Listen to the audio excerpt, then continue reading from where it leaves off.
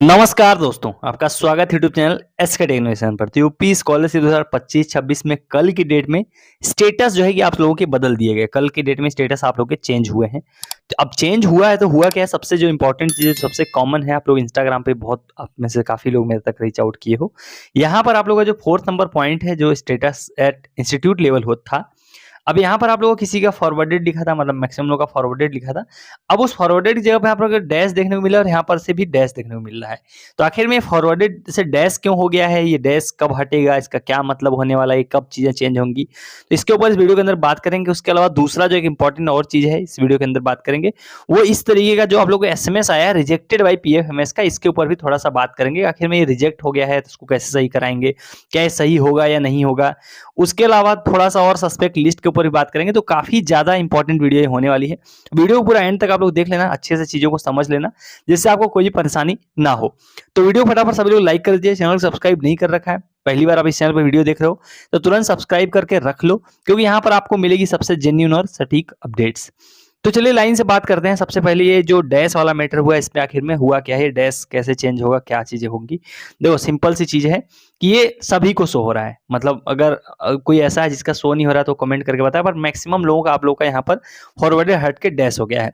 अब इसकी दो चीज़ें होती हैं। दो चीज़ें क्या होती हैं जो इस डैश का मतलब से मतलब समझ में आ रहा है। दो चीज़ें ये होती हैं, मान लो आपका डैश दिख रहा है अभी, तो इसमें दो चीज़ें होती है कि अगर आपका जो है कि सस्पेक्ट में आपका स्टेटस जो है कि दिख रहा होगा।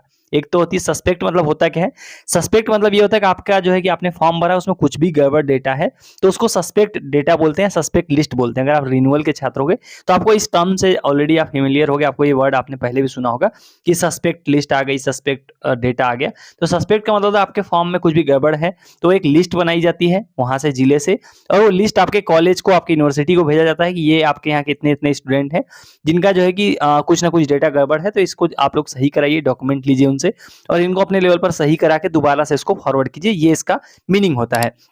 तो अगर यहाँ पर आपको डैश देखने को मिल रहा है, जितने लोगों का भी डैश दिख रहा है, सबसे पहला काम जो आपको करना है, अपने कॉलेज से जो आपका सस्पेक्ट लिस्ट आया होगा, सस्पेक्ट लिस्ट आपके कॉलेज के पास है, सभी कॉलेजों को भेजा गया है, सभी यूनिवर्सिटीज को भेजा गया है, तो वो लिस्ट आपको देखनी पड़ेगी। अगर उस लिस्ट में आपका नाम है तो सस्पेक्ट लिस्ट में नाम होने का मतलब होता है अगर आपका कॉलेज जो भी बोल रहा है आपको उस हिसाब से अपनी डिटेल्स सही करानी पड़ेगी और उनसे दोबारा फॉरवर्ड कराना पड़ेगा।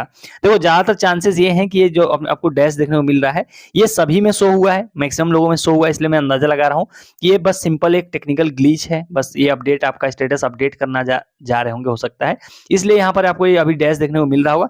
तो ये अगर सभी के साथ हुआ है, जो कि कमेंट में आप लोग देख लोगे, कमेंट में करने को आप लोगों को बोल रहा हूँ, तो आप लोग कमेंट करके जरूर कंफर्म करना। अगर ये सभी को शो हो रहा है तो इस डैश से आपको परेशान होने की जरूरत नहीं है। अगर आपका सस्पेक्ट लिस्ट में नाम है, आपने कॉलेज से आपका नाम आया हुआ है कि आप सस्पेक्ट है, आपका डेटा कुछ गड़बड़ है, तो जैसा आपका कॉलेज आपको बोलता है, जो डॉक्यूमेंट आपका कॉलेज मांगता है, आपको वो डॉक्यूमेंट उनको तुरंत ले जाके देना है। जैसे भी वो करेक्शन करने को बोलते हैं वो चीजें आपको तुरंत इमीडिएटली फॉलो करना है। तो ऐसे केस में आपको बिल्कुल इग्नोर नहीं करना है। अगर आपके कॉलेज से कल लिस्ट आई है तो आज अभी आप जब वीडियो देख रहे हो तभी आपको उनसे कॉन्टैक्ट करके जो भी डॉक्यूमेंट उन्होंने मांगा है, जो भी फोटो कॉपी उन्होंने मांगी है, वो आपको सबमिट करके उसको दोबारा से अपना फॉरवर्ड करा लेना, जैसा उनको गाइडलाइन जारी होगा समाज कल्याण से।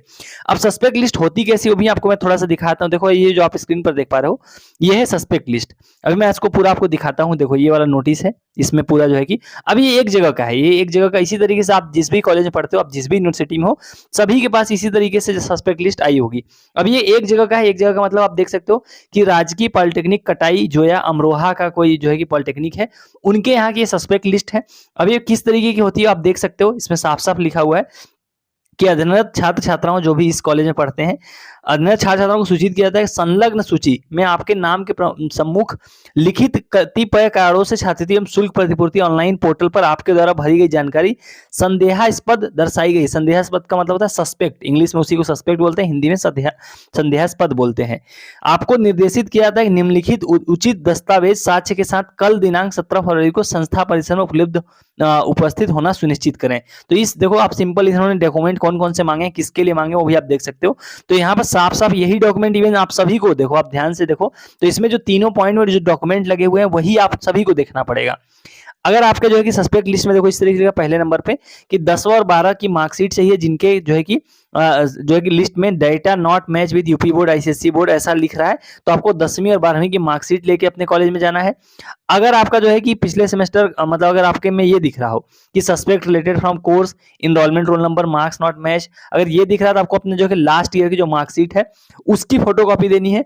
और तीसरा, अगर आपका इनकम सर्टिफिकेट से रिलेटेड कुछ दिख रहा है तो इनकम सर्टिफिकेट संबंधित जो एफिडेविट है, आपका मान लो डुप्लीकेट इनकम दिख रहा है, अगर आपके भाई बहन ने सेम इनकम यूज किया होगा तो ऐसे में ऐसा आपको देखने को मिल जाएगा। तो आपको एक एफिडेविट बनाना पड़ता है, इसमें लिखा होता है कि हम एक ही भाई बहन हैं, एक ही इनकम यूज किया, तो उस एफिडेविट को आपको उस केस में देना पड़ेगा।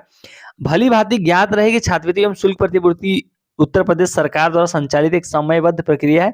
इसमें किसी भी विलंब की स्थिति में आपकी छात्रवृत्ति आवेदन संस्था स्तर से अग्रसारित नहीं किया जाएगा, जिसका पूर्ण उत्तरदायित्व छात्र छात्रा का स्वयं होगा, जो कि सही बात है। आपको मैंने क्या बोला स्टार्टिंग में ही कि अगर आपका सस्पेक्ट लिस्ट में नाम है, अब देखो लिस्ट आपको मैं दिखाता हूँ, यहाँ देखो नीचे आपको देखो लिस्ट देखने को मिल रही होगी। तो ये लिस्ट है जिसकी हम यहाँ पर बात कर रहे हैं कब से। तो ये देखो इसमें कैसे आप देख सकते हो, जिस हम कॉलेज की बात करते हैं उनका है। तो इसमें आप देख सकते हो क्या क्या लिखा है, यहाँ रजिस्ट्रेशन नंबर लिखा है, यहाँ नाम लिखा हुआ है। अगर मैं आपको जूम करूँ तो यहाँ पर देखो आपको नाम देखने को मिल रहा होगा, यहाँ पेरेंट्स का नाम लिखा हुआ है, मतलब फादर मदर का नाम, यहाँ पर कौन सा कोर्स है, और यहाँ पर आप देखो कैटेगरी लिखी हुई है, फ्रेश रिन्यूअल वो लिखा हुआ है। उसके बाद राइट, सबसे राइट में अगर आप ये वाला पार्ट देखोगे तो इसमें आपका क्या गड़बड़ है वो चीज यहाँ पर साफ साफ लिखी हुई है। देखो कुछ लोगों का यहाँ पर लिखा है कि high school board data mismatch है। मतलब ये लिस्ट क्या कहती है, लिस्ट ये कहती है कि ये छात्र हैं जिनके फॉर्म में कुछ ना कुछ गड़बड़ है, और गड़बड़ क्या है वो इधर लिखा हुआ है। अगर आपका नाम इस लिस्ट में है, जैसे मान लो हम एक एग्जांपल ले लेते हैं कि ये कोई छात्र हैं सनी, तो अगर आप सनी का देखोगे, सनी का यहाँ पर high school board not match यहाँ पर लिखा है, देखो इनकी मैं बात कर रहा हूँ। तो ये इस तरीके का आपको देखना पड़ेगा कि क्या डॉक्यूमेंट आपको इस केस में देना है। अगर हाई स्कूल बोर्ड वाला मिसमैच लिख रहा है तो आपको क्या देना है, 10वीं और 12वीं का मार्कशीट का फोटोकॉपी जो है कि देने को बोला गया है, उसमें नोटिस में आपने देखा हुआ है। तो आपको कॉलेज से तुरंत कॉन्टेक्ट करना है, सस्पेक्ट लिस्ट और कहीं नहीं मिलेगी आपको, आपके कॉलेज आपके यूनिवर्सिटी द्वारा ही जारी की गई है। कॉलेज आपका जैसे जैसे डॉक्यूमेंट जो जो मांगे आपको वो देना है। बाकी डैश वाली प्रॉब्लम के लिए आपको परेशान होने की जरूरत नहीं है। अगर सस्पेक्ट लिस्ट में गड़बड़ है तो आपको ऐसे करना है, अगर यहाँ पर भी नाम नहीं है फिर भी डैश दिख रहा है तो आपको परेशान होने की जरूरत नहीं है, वो चीज अपने आप से सही हो जाएगी, उसके लिए आपको परेशान होने की जरूरत बिल्कुल भी नहीं है। ये तो हो गया हमारा वीडियो का पहला पार्ट, जो आप लोग का सस्पेक्ट और स्टेटस को लेके जो भी था कि डैश क्या दिख रहा है उसके। अब जो बात करते हैं आपका रिजेक्टेड बाई पीएफएमएस वाला जो आप लोग को नोटिफिकेशन आया, इस पे बात करते हैं, जो एसएमएस आप लोग को आया है। अब इसका मतलब क्या है, देखो रिजेक्टेड, अगर आप इसको ध्यान से पढ़ोगे तो इसी में सॉल्यूशन भी लिखा हुआ है कि आपका जो यूपी स्कॉलरशिप रजिस्ट्रेशन नंबर इतना है उसको पीएफएमएस द्वारा रिजेक्ट कर दिया गया। Kindly contact in bank branch and please make sure your account is seeded with Aadhaar mapped with NPCI and UID is enable for DBT. तो सिंपल है कि आपको ऑनलाइन देखो एनपीसीआई चेक करनी है। अब ये कैसे करना है मैंने एक शॉर्ट के थ्रू आपको बताया था, पहले की वीडियोस में भी बताया है, मैं कोशिश करूंगा डिस्क्रिप्शन में डाल दूं तो वहां से आप देख लेना वो शॉर्ट्स या वो वीडियो आप देख लेना कैसे चेक करना है। सिंपल आपको वो चेक करना है, बैंक जाना है आपको तुरंत के तुरंत, अगर आपका वहां पर इनएक्टिव दिख रहा है, डीबीटी इनेबल नहीं है। अब वो कैसे देखना है वीडियो देख लेना, उसमें इस वीडियो के अंदर उस प्रोसेस को नहीं बताऊंगा।